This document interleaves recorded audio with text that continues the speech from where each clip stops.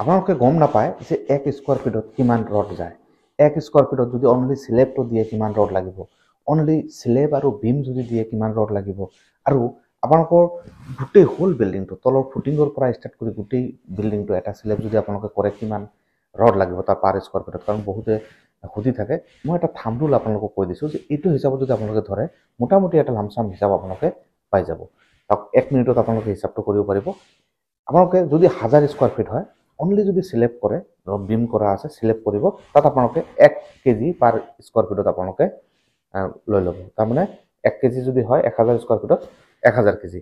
আৰু যদি বিম আৰু স্লেব একেলগে কৰিব বিচাৰে তেন্তে 1.5 কেজিৰ পৰা 2 কেজি তাত আপোনালোকক লাগি যাব পাৰ স্কোয়াৰ ফিটত।